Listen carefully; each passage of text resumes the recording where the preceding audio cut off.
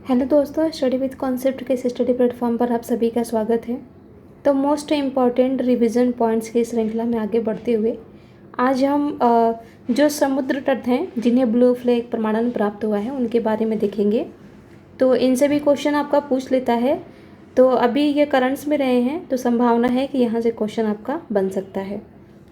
तो सबसे पहले तो हम जान लेते हैं कि ये जो समुद्र तट जिन्हें ब्लू फ्लैग प्रमाणन प्राप्त होता है वो क्यों प्राप्त होता है। क्योंकि वहाँ पर समुद्र तट को काफ़ी साफ रखा जाता है।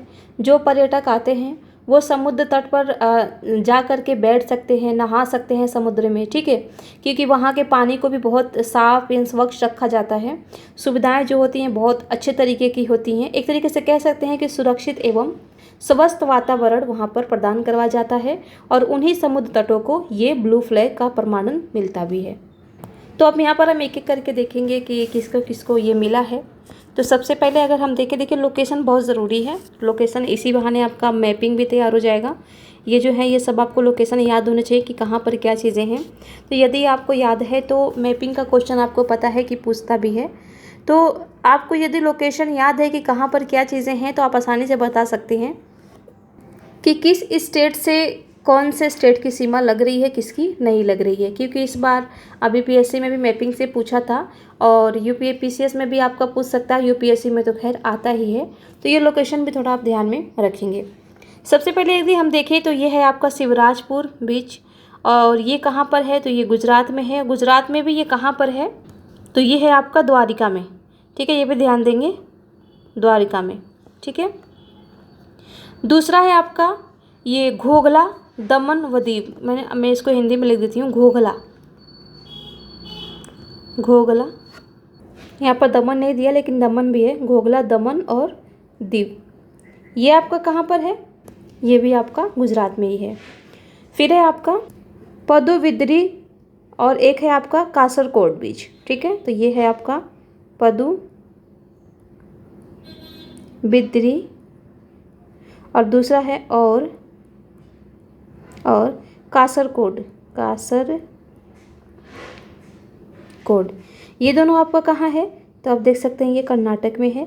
तो यहाँ पर केवल एक युग्म सही, केवल दो युग्म सही, केवल तीन युग्म सही, सभी चारों सही, ऐसे करके आपका दे देगा। तो अब आपको पता ही है कि ऐसे क्वेश्चन पूछे जा रहे हैं तो आपका क्वेश्चन कहाँ से बनेगा, यहीं से बनेगा। पिछले साल का अगर उठा करके आप देखेंगे तो अभिलेखों से पूछा है। तो इस साल ये सारे जो हाईलाइटेड रहे हैं, चाहे वो रामसर कन्वेंशन हुआ हो, चाहे वो आर्द्र भूमि हो जिसको शामिल किया गया हो, या फिर आपका ये है चर्चा में रहे आरक्षित वन जो है उनको भी पूछ सकता है। फिर आपका स्थल जो है इम्पोर्टेंट वो पूछ सकता है। फिर ये समुद्र का ये, तो ऐसे ये जो क्वेश्चन बनेंगे ना आपके एक युग्म वाला, दो युग्म वाला, वो यहीं से क्वेश्चन बनेगा।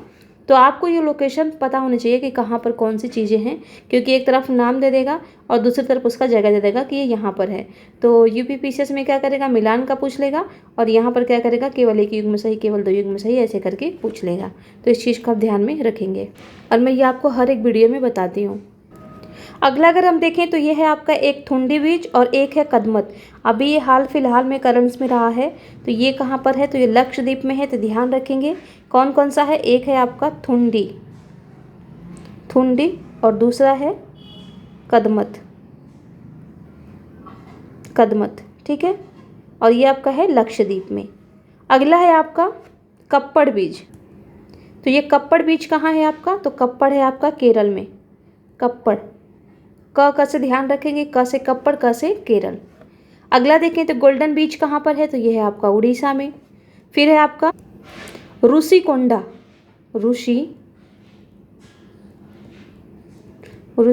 बीच। तो ये कहाँ है, ये है आपका आंध्र प्रदेश में। फिर है आपका राधानगर बीच। तो राधानगर बीच कहाँ है आपका, अंडमान और निकोबार आइसलैंड्स में। ईडन बीच आपका कहाँ है तो ये है पांडिचेरी में। और फिर आपका कोवलन, तो कोवलन कहाँ है, तमिलनाडु में है, ठीक है। तमिलनाडु में है कोवलन बीच। तो इस तरीके से ये जो हाईलाइटेड बीच रहे हैं आपके, इन्हें आपको ध्यान में रखना है और इसको एक बार नहीं कई बार रिवीजन कीजिए। और अगर हो सके तो आप ऐसे देख करके रिवीजन मत कीजिए, इसको बार बार लिख करके रिवीजन कीजिए, क्योंकि लिखने से क्या होता है ना, चीज़ें याद हो जाती हैं।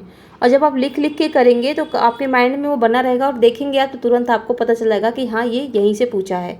और ऐसे अगर रटते रहेंगे तो फिर आज रटेंगे सुबह भूल जाएंगे। तो रटिए मत, इसको लिख लिख के याद कीजिए, याद करने में आसानी होगी। तो इसी के साथ इस वीडियो को यहीं समाप्त करते हैं, बाकी अगले वीडियो में देखेंगे।